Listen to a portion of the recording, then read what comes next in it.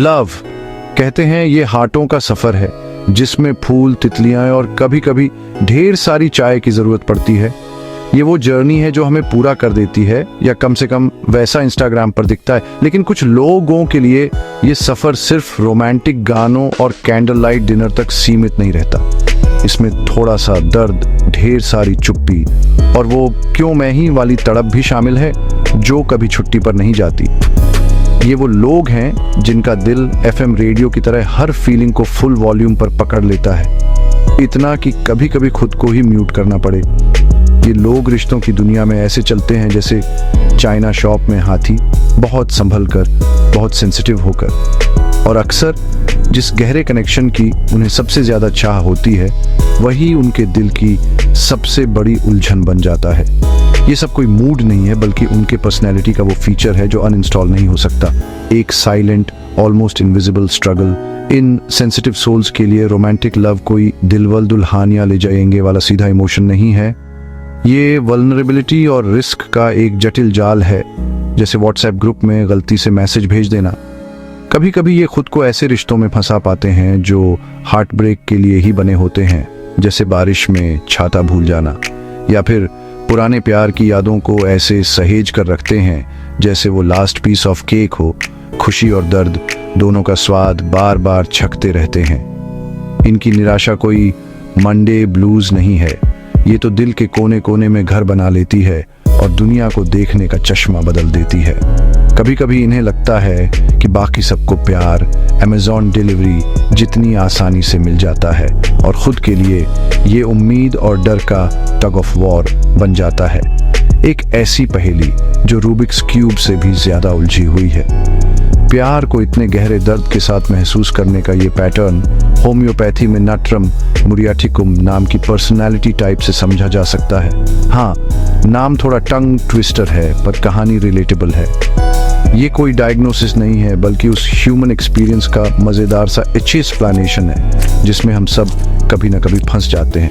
ये उन लोगों की कहानी है जो बहुत सेंसिटिव, रिजर्व्ड होते हैं और अपने पुराने इमोशनल वुंड्स को लिमिटेड एडिशन की तरह संभाल कर रखते हैं। ये अक्सर इंट्रोवर्टेड होते हैं, not because they hate people, बल्कि इसलिए कि सोशल इंटरैक्शंस इनके लिए जिम वर्कआउट से कम थकाऊ नहीं होते। इनकी इनर वर्ल्ड इतनी रिच और डीप है कि नेटफ्लिक्स भी फीका पड़ जाए। लेकिन यही वो जगह है जहां पुरानी चोटें रिपीट टेलीकास्ट की तरह चलती रहती हैं और नई खुशी के लिए दिल खोलना थोड़ा रिस्की लगने लगता है। इस सेंसिटिविटी को समझना हमें ये जानने में मदद करता है कि कुछ लोग दर्द को डिलीट क्यों नहीं कर पाते, क्योंकि ये कोई व्हाट्सएप मैसेज नहीं है। ऐसा नहीं है कि इन्हें सफरिंग पसंद है, बल्कि इनकी फीलिंग्स इतनी गहराई से जमी होती हैं कि लेटिंग गो मतलब खुद का एक हिस्सा खो देना लगता है, जैसे बचपन का टेडी बियर। इनकी यादें इतनी विविड होती हैं कि कभी कभी लगता है दिमाग में फुल HD चल रहा है और फीलिंग्स एक शांत सरफेस के नीचे बहती रिवर की तरह पावरफुल होती हैं। ये लोग कनेक्शन के लिए तरसते हैं, कोई ऐसा जो इनके दिल की गहराई को समझे, लेकिन फिर से हर्ट होने का डर इन्हें डू नॉट डिस्टर्ब मोड में डाल देता है।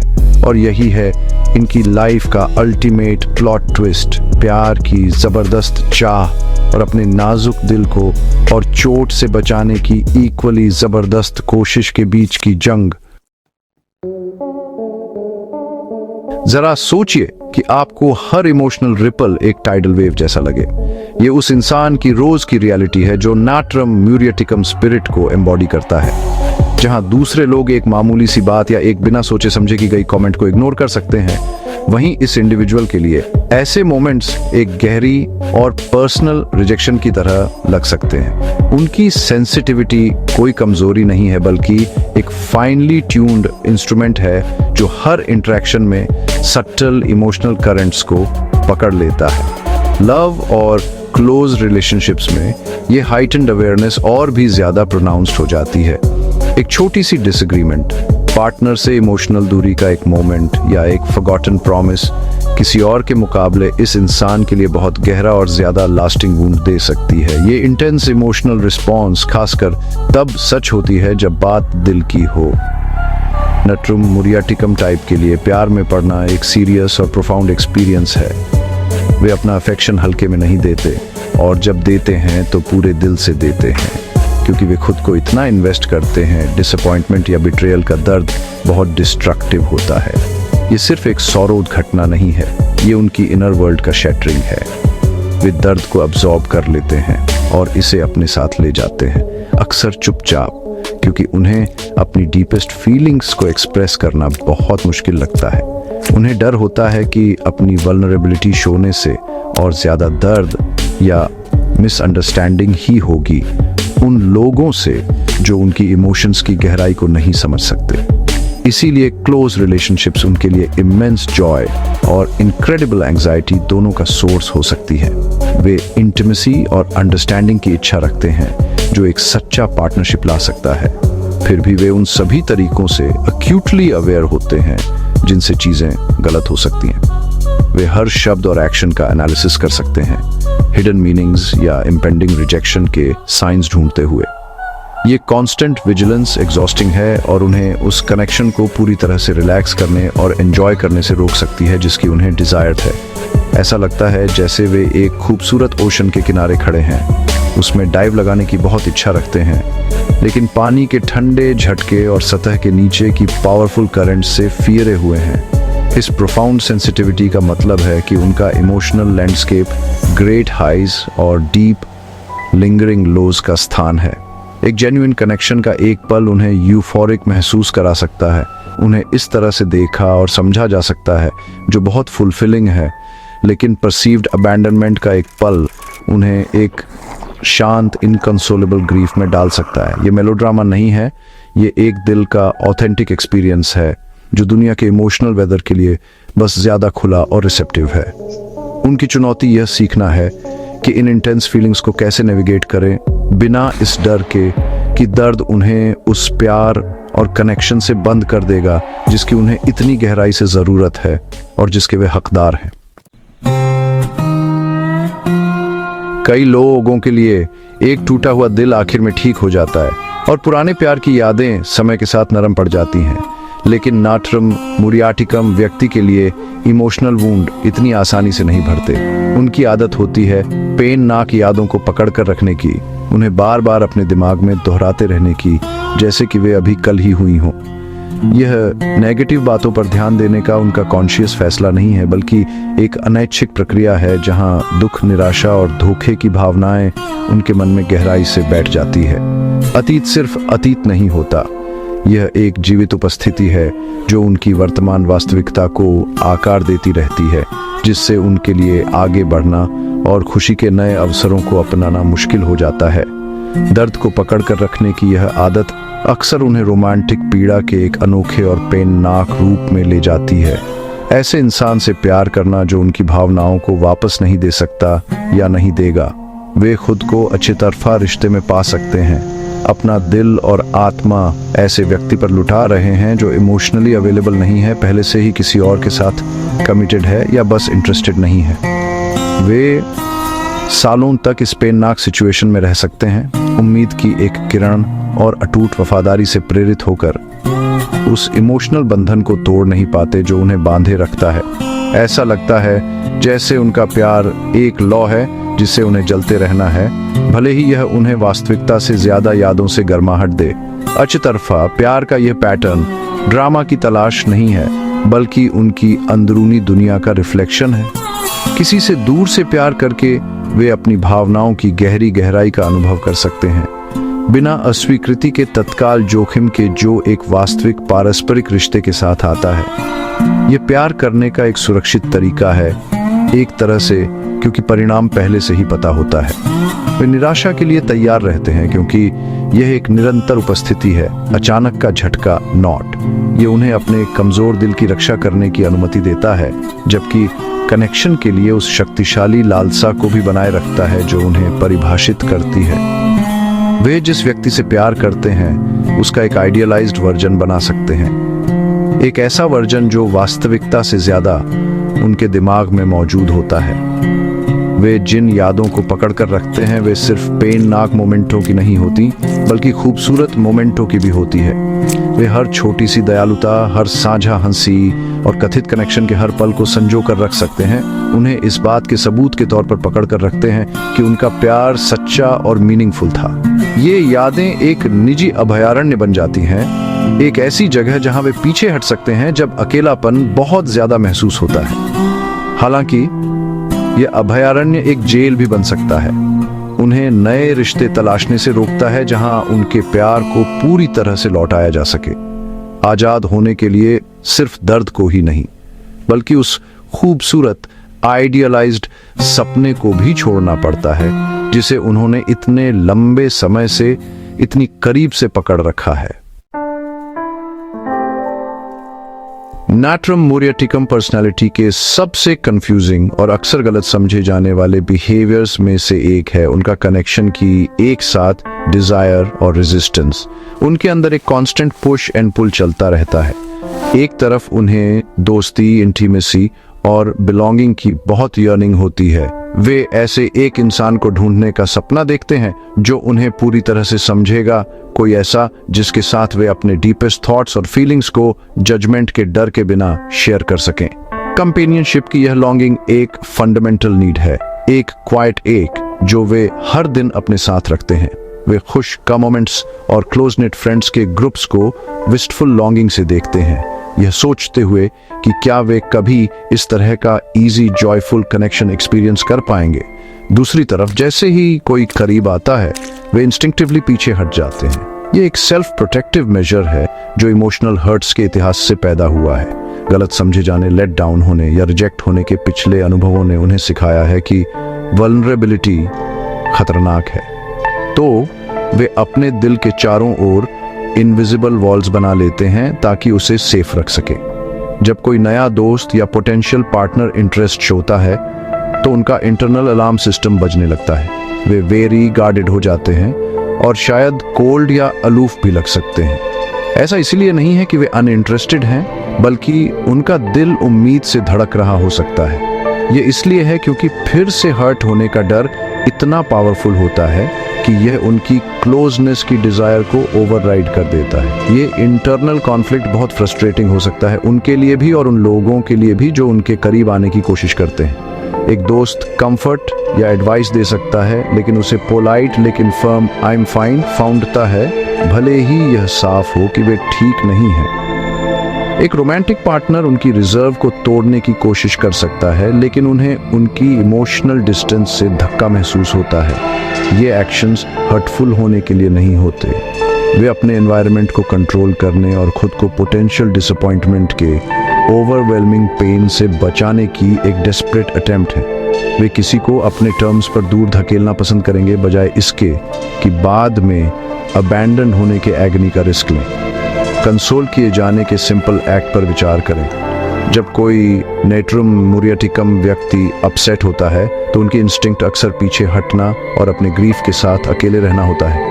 उन्हें लग सकता है कि कोई भी वास्तव में यह नहीं समझ सकता कि वे क्या महसूस कर रहे हैं, और इसे एक्सप्लेन करने की कोशिश एग्जॉस्टिंग और फ्यूटाइल लगती है। सिंपैथी भी उन्हें इन्वेसिव या इरिटेटिंग लग सकती है, जैसे कि यह उनकी अपनी वल्नरेबिलिटी की याद हाटा रही हो। वे देखे और समझे जाना डिजायरते हैं, लेकिन एक सेफ डिस्टेंस से। यह पैराडॉक्स कंपनी डिजायर ना लेकिन उसे दूर धकेलना उनके स्ट्रगल का कोर है। वे कनेक्ट करने की प्रोफाउंड ह्यूमन नीड और उस कनेक्शन से उनके सेंसिटिव हार्ट को होने वाले कॉस्ट के डीप इंस्टिंक्टिव डर के बीच फंसे हुए हैं।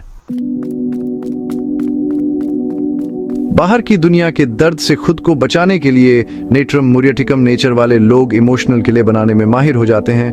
वे अपने हार्टों के चारों ओर इनविजिबल लेकिन मजबूत दीवारें बनाते हैं, एक एक ईंट करके, हर निराशा, रिजेक्शन और गलतफहमी के साथ जो वे एक्सपीरियंस करते हैं। ये दीवारें गुस्से या बुराई से नहीं बनती, बल्कि सेल्फ प्रोटेक्शन की गहरी जरूरत से बनती हैं। बाहर से यह व्यक्ति शांत, कंपोज्ड और सेल्फ सफिशिएंट लग सकता है। वे शायद अलूफ या इंडिफरेंट भी लग सकते हैं, जैसे उन्हें किसी की जरूरत ही नहीं है। यह ध्यान से मेंटेन किया गया एक्सटीरियर उनकी पहली डिफेंस लाइन है, जो दूसरों को उनकी संवेदनशीलता और वल्नरेबिलिटी की असली गहराई देखने से रोकने के लिए डिजाइन की गई है।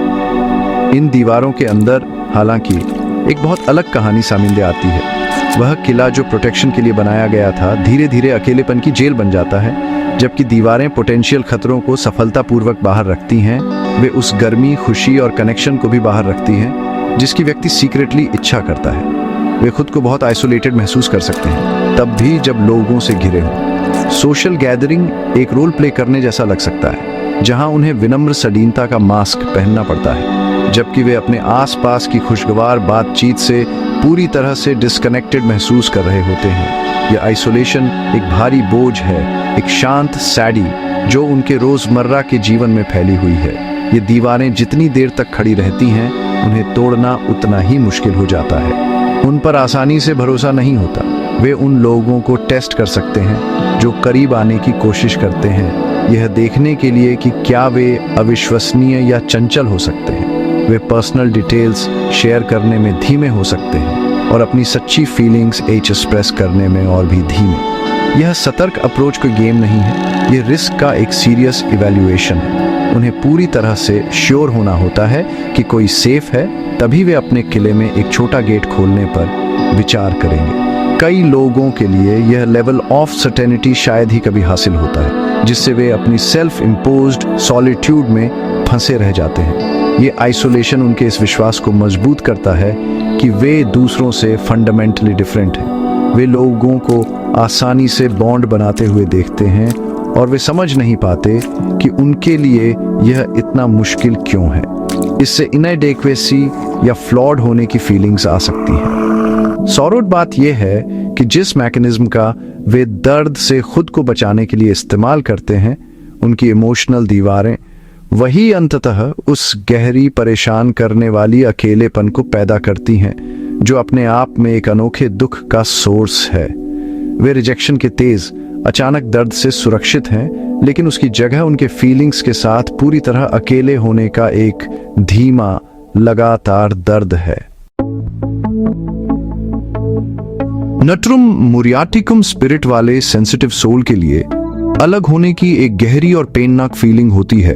वे दुनिया में एक पार्टिसिपेंट के बजाय एक ऑब्जर्वर की तरह घूमते हैं, जैसे कि वे एक कांच के पीछे से जिंदगी देख रहे हों।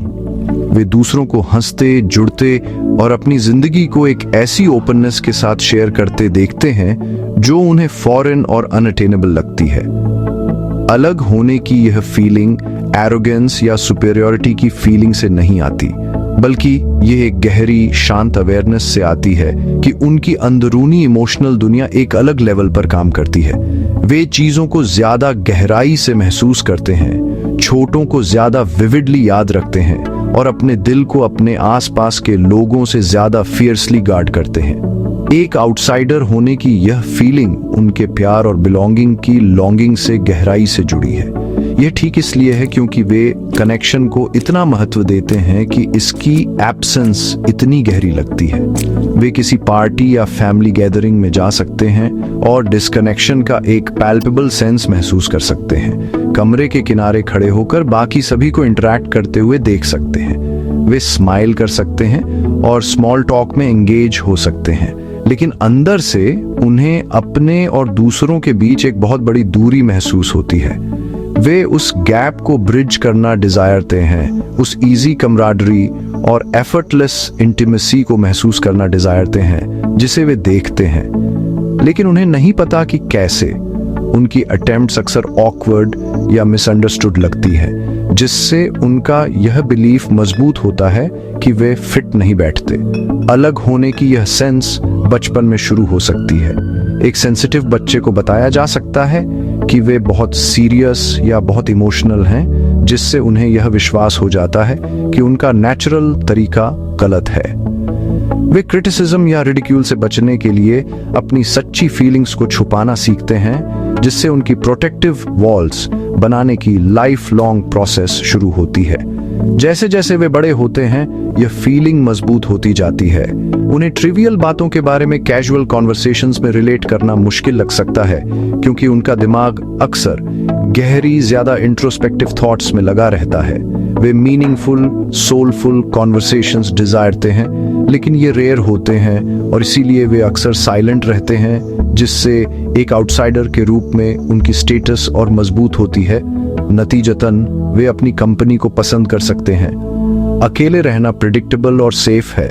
यह एक ऐसी जगह है जहां उन्हें प्रिटेंड या परफॉर्म नहीं करना पड़ता। अकेलेपन में वे अपनी गार्ड को नीचे कर सकते हैं और जजमेंट के डर के बिना अपने ऑथेंटिक सेल्व्स हो सकते हैं। हालांकि सॉलिट्यूड के लिए यह प्रेफरेंस अक्सर जेन्युइन डिजायर के बजाय रेजिग्नेशन से पैदा होती है। ये एक कॉम्प्रोमाइज है जो वे कनेक्ट करने की कोशिश करने और फेल होने के दर्द से बचने के लिए करते हैं। किंड्रेड स्पिरिट की गहरी अंडरलाइंग विश कभी सच में खत्म नहीं होती। ये एक आउटसाइडर के दिल में एक शांत परसिस्टेंट होप बनी रहती है जो हमेशा अंदर देख रहा होता है, किसी के आखिरकार उन्हें देखने और उन्हें अंदर इनवाइट करने का इंतजार कर रहा होता है। जब रियलिटी मुश्किल और डिसअपॉइंटमेंट से भरी होती है तब भी नाट्रम मुरियाटिकम वाले लोजी एक लचीली अंदरूनी दुनिया रखते हैं जो होपों और सपनों से चलती है। ये उनका सीक्रेट कोपिंग मैकेनिज्म है, एक प्राइवेट जगह जहां पॉसिबिलिटीज अनलिमिटेड हैं और खुशी मिल सकती है। हालांकि उनका बाहर का बिहेवियर शांत या उदास हो सकता है, उनका मन एक वाइब्रेंट जगह हो सकता है जो परफेक्ट लव, आइडियल फ्रेंडशिप या पास्ट के सौरवों से फ्री लाइफ के डे ड्रीम्स से भरा हो। ये सपने सिर्फ खाली फैंटेसी नहीं है, वे इमोशनल नरिशमेंट का एक इम्पोर्टेंट सोर्स हैं जो उन्हें अपनी रोजमर्रा की लाइफ के अकेलेपन और दर्द को सहने में हेल्प करता है। उम्मीद उनके इमोशंस के उथल पुथल भरे सागर में एक शांत लेकिन पावरफुल एंकर का काम करती है। यह विश्वास है, डिजायरे कितना भी हल्का क्यों ना हो, कि एक दिन चीजें बदल सकती हैं। यह उम्मीद किसी ऐसे व्यक्ति के प्रति अटूट वफादारी के रूप में सामिंदे आ सकती है जो उनके प्यार को वापस नहीं करता, यह मानते हुए कि एक दिन उनकी भक्ति को पहचाना जाएगा और उसका जवाब विल बी। या फिर ये एक फ्यूचर के लिए एक और जनरल एब्स्ट्रैक्ट उम्मीद हो सकती है जहां वे फाइनली समझा और एक्सेप्टेड महसूस करें। ये आगे देखने वाला पर्सपेक्टिव उन्हें मुश्किल दिनों से गुजरने में हेल्प करता है। ये वह छोटी सी आवाज है जो फुसफुसाती है, शायद कल 100 डिस्पेयरजनक कल के बाद भी। उम्मीद की इस छोटी सी किरण के बिना उनका शांत दुख आसानी से निराशा में बदल सकता है। उनके सपने अक्सर उस कनेक्शन का एक ब्लूप्रिंट होते हैं जिसकी उन्हें इतनी गहराई से डिज़रत होती है। अपनी इमेजिनेशन में वे ऐसी बातें कर सकते हैं जहां उन्हें पूरी तरह से समझा जाता है, जहां वे बिना किसी डर के अपनी वल्नरेबिलिटी दिखा सकते हैं और जहां उन्हें परफेक्ट एम्पैथी और एक्सेप्टेंस फाउंडती है। ये मेंटल रिहर्सल उस इमोशनल फुलफिलमेंट को एक्सपीरियंस करने का एक तरीका है जो उन्हें रियल दुनिया में नहीं मिल एबल। वे रिलेशनशिप्स के बारे में रिच डिटेल्ड नैरेटिव्स बना सकते हैं, ऐसे सिनेरियोस को प्ले आउट कर सकते हैं जो उन्हें कंफर्ट और इमोशनल रिलीफ देते हैं। यह अंदरूनी दुनिया एक सेफ स्पेस है जहां उनका सेंसिटिव दिल आखिरकार घर जैसा महसूस कर सकता है, भले ही यह सिर्फ थोड़ी देर के लिए ही क्यों ना हो। हालांकि उम्मीद और सपनों पर यह डिपेंडेंस कभी कभी उन्हें अनरियलिस्टिक सिचुएशंस में फंसा सकती है। यह उनकी अविश्वसनीय इमोशनल एंड्योरेंस का भी एक सबूत है। ये शोता है कि उन्होंने जितने भी दुख झेले हैं उनका एक हिस्सा पूरी तरह से सिनिकल होने से इनकार कर चुका है। उनका दिल हालांकि बहुत प्रोटेक्टेड है, ब्यूटी और लव की चाह रखना भूला नहीं है। ये प्राइवेट होपें ही उन्हें आगे बढ़ाती हैं, उन्हें अपने अकेलेपन के अंधेरे को नेविगेट करने के लिए बस इतनी रोशनी प्रदान करते हैं। वे साइलेंट इनविजिबल फोर्स हैं जो उन्हें हर सुबह उठने देती हैं और ऐसी दुनिया का सामिंदा करने देती हैं जो अक्सर उनकी सेंसिटिव आत्मा के लिए अनवेलकमिंग महसूस होती है। एक ऐसे इंसान के लिए जो दुनिया का बोझ अपने कंधों पर लिए फिरता है, सेडी एक परमानेंट और जानी पहचानी साथी बन सकती है। नेट्रुम मुरेटिकम वाले इंसान का स्वभाव अक्सर गंभीर होता है। उनके अंदर एक शांत गंभीरता होती है जो उनकी गहरी सोच और इमोशनल सेंसिटिविटी से आती है। वे लंबे समय तक चुपचाप सौरवी रह सकते हैं, जहां दुनिया ग्रे लगती है और खुशी एक दूर की याद जैसी लगती है। ये गहरी साड़ी दूसरों को हमेशा शोई नहीं देती क्योंकि वे इसे एक शांत और गंभीर चेहरे के पीछे छिपाते हैं। वे अपनी सैडी में फंसा हुआ महसूस कर सकते हैं, इससे आज़ाद होने का कोई रास्ता नहीं ढूंढ पाते। इस शांत दुख के माहौल में हंसी एक सरप्राइजिंग और पावरफुल दवा हो सकती है। एक सच्चे मजाक का पल या दिल खोलकर हंसना घने तूफानी बादलों को चीरती हुई सूरज की किरण जैसा हो सकता है। थोड़ी देर के लिए बोझ हल्का हो जाता है और सेडी बैकग्राउंड में चली जाती है। हंसी उनके अपने ज्यादा सोचने वाले दिमाग और पेननाक यादों के बोझ से कुछ देर के लिए छुटकारा हाट आती है। यह एक प्योर, बिना फाउंड आउट वाला रिलीज का पल होता है, जिससे वे अपने हल्के फुल्के, ज्यादा लापरवाह हिस्से से जुड़ पाते हैं जो अक्सर दबा हुआ होता है। इसीलिए उनके पास कभी कभी एक सरप्राइजिंगली तेज हाजिर आंसर डी या अच्छी कॉमेडी के लिए गहरी सराहना हो सकती है। हंसी का असर उन पर अक्सर ज़्यादा गहरा होता है क्योंकि यह उनकी सामान्य इमोशनल स्टेट के बिल्कुल उलट होता है। यह सिर्फ एक अच्छा एहसास नहीं है, ये एक फिजियोलॉजिकल और इमोशनल चेंजर है जो उनके पूरे नज़रिए को बदल सकता है, भले ही थोड़े समय के लिए ही सही। किसी के साथ हंसना उनके लिए डीप, वल्नरेबल बातचीत की ज़रूरत के बिना जुड़ने का एक पावरफुल तरीका भी हो सकता है। ये एक तरह की इंटीमेसी है जो सेफ महसूस होती है। उस हंसी के साझा पल में वे अपने अलगाव के गैप को पूरी तरह से अपनी प्रोटेक्टिव दीवारों को नीचे किए बिना अपनेपन और दोस्ती का एहसास कर सकते हैं। इसीलिए उनके लिए हास्य और आशा इतनी करीब से जुड़े हुए हैं। हंसी उन्हें याद हाट आती है कि खुशी अभी भी पॉसिबल है, कि दुनिया पूरी तरह से दुख और निराशा से नहीं बनी है। हर हंसी उनके अपने दुख के खिलाफ एक छोटा सा विद्रोह है, जीवन का एक फिर से पुष्टिकरण है। यह उनके दर्द को मिटाता नहीं है, लेकिन इसे ज़्यादा सहने लायक बनाता है। यह उन्हें इमोशनल ऑक्सीजन देता है जिसकी उन्हें आगे बढ़ने के लिए ज़रूरत होती है। सेंसिटिव और गंभीर इंसान के लिए हंसने की क्षमता, खासकर खुद पर, सिर्फ एक प्लेजेंट डाइवर्जन नहीं है। यह एक ज़रूरी सर्वाइवल टूल है, एक रोशनी की किरण जो वादा करती है कि सबसे लंबी रात के बाद भी सूरज आखिरकार फिर से उगेगा। अल्टीमेटली सेंसिटिव सोल के लिए, जिसे नट्रम मुरियाटिक्कुम कहा जाता है, यह सेल्फ प्रोटेक्शन की ज़रूरत को कनेक्शन की गहरी इच्छा के साथ बैलेंस करना सीखने की एक जर्नी है।